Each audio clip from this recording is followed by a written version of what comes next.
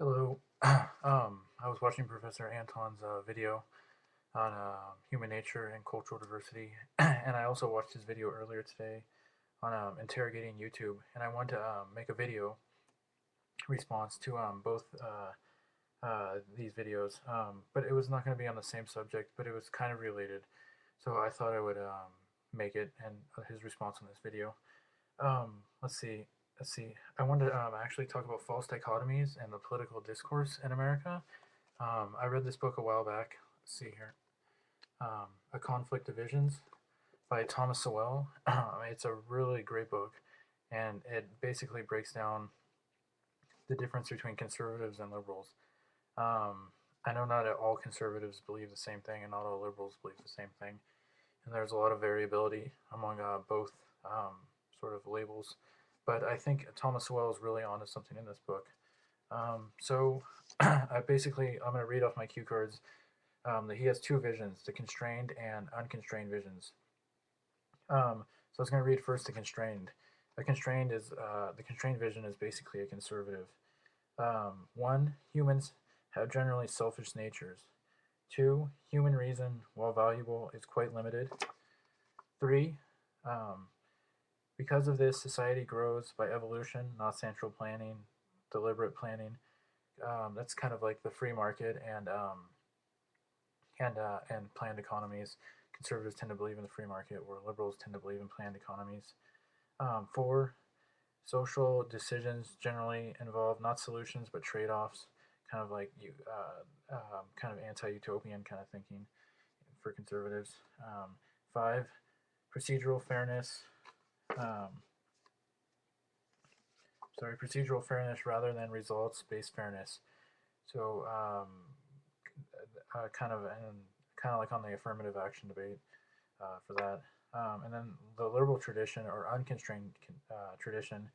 One, human selfishness can be overcome by reason and education. Two, human reason, when used properly, can trump human impulses, emotions, feelings. Three, the planned society is best. Non-planned societies equal chaos. Four, while policy trade-offs might be good, short-term short-term solutions, reason can discover true solutions that are equitable to all. And five, procedural fairness is not fair as long as disparate outcomes and results still exist.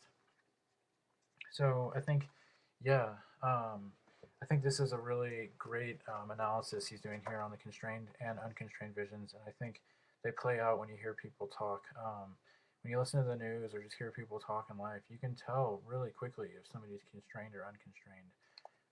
Another thing, Steven Pinker, I haven't finished all this book. Let's see here. Um, the Blank Slate. He calls it the tragic and utopian visions. Tragic would be a conservative, and utopian would be a liberal.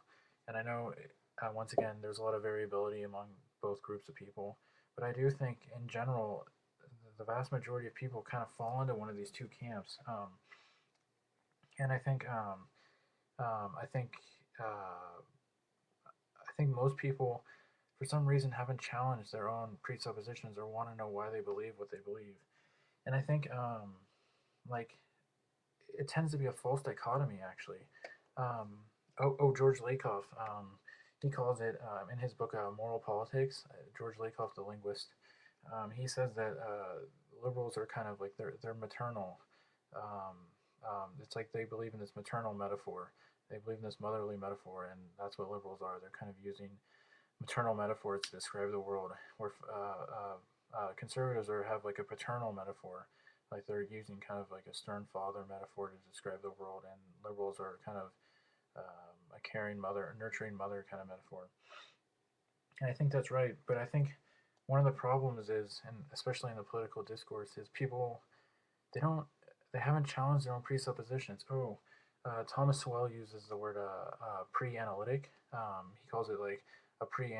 The reason people believe in the constrained and unconstrained vision, it's kind of like a pre-analytic thing. And I think Thomas Sowell, he means by that, um, he means it's like a presupposition that people have, and they haven't really analyzed their own presuppositions. And I think it's like people aren't being very philosophical about why they believe what they believe to some degree.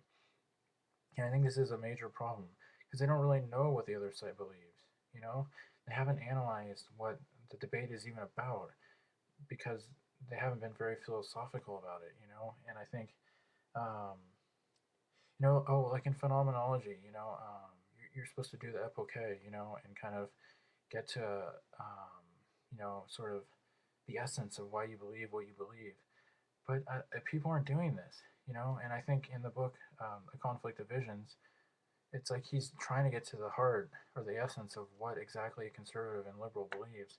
And I think a lot of people aren't doing this. I mean, I think it's turned into just a big ego game, you know. And I think we're kind of really missing the boat in our country right now, based on that. Another, oh, excuse me, another great essay is by Isaiah Berlin, The Hedgehog and the Fox. And this Isaiah Berlin basically says that there's like a hedgehog believes one big thing and a fox believes many little things. And this basically just means like a hedgehog believes in one huge system for why there is what it is, but a fox kind of takes little things from everywhere and kind of makes it into a system. I think hedgehogs, like Marxists and libertarians, tend to be hedgehogs, but a fox, they can kind of pick and choose where they're going. They can take a little bit of libertarianism and a little bit of socialism and kind of they don't have to have one system. And I think like if we looked at the constrained and unconstrained visions, which I think does a really good job of analyzing why people believe what they believe, most people are kind of a hybrid, And I guess what I was going to get into was, interrogating why you believe what you believe, and then also a false dichotomy. Most people are a hybrid of the unconstrained and constrained visions. You know, so there's kind of a false dichotomy that's taking place currently in our country between conservatives and liberals. And it's because people don't really know why they believe what they believe. They haven't interrogated their own personal beliefs. And and so we have kind of this false dichotomy, between the two. And so, yeah, I think one of the last points I wanted to get at, which I think most people, I think, kind of do, but Thomas Sowell didn't get at in his book. It's people are really tribal. People kind of like they're in the conservative camp. They're in the conservative tribe or the liberal tribe or the theist tribe or atheist tribe or even like there's a debate going on right now on YouTube about natalism and antinatalism, and there's kind of this there's kind of like a tribal aspect to it. But I think all these labels kind of there's a false dichotomy going on. It's like sometimes you can be conservative or believe in the constrained vision, and sometimes you can be liberal and believe in the unconstrained vision. And there's no you don't have to be a hedgehog about things. You can be a fox about things, like Isaiah Berlin would say. Um, okay. So let's look at like the natalism anti-natalism debate. I mean, sometimes you can be a natalist, and other times you can be an anti-natalist. Like if you're 70 years old, and you're probably going to be an anti-natalist. But if you're 20 and healthy and you have enough money to raise your kid, you can be a natalist. So I think there's kind of a false dichotomy. I think a little bit in our thinking to say it just depends on your circumstances. Like it depends on the individual circumstances whether they're going to be a natalist or anti-natalist, and or whether they're going to believe more. Depends on your circumstances whether you're going to be constrained or unconstrained. And I think we have to try to challenge our own presuppositions a little more about these beliefs. And I think, yeah, to kind of get past kind of the extreme partisanship in our country and also the tribal nature of what people do, kind of like falling into these kind of like camps all the time. I mean, um, it's almost a Das Man thing, like Heidegger would talk about, or the public thing, like Kierkegaard would talk about, where we're just kind of like falling into these tribes and like not really analyzing our own presuppositions. So I mean, like in the natalist anti-natalist debate, it's like people are all the time natalists or all the time anti-natalists, and that really doesn't make any sense. Just like it doesn't make any sense to be all constrained or unconstrained. Um, but anyways, I just thought I'd make a video recommending Thomas Sowell's book, Conflict of Visions. I personally think it's the best book out there. I don't know of anything that's as deep as it on analyzing why conservatives believe what they believe and liberals believe what they believe.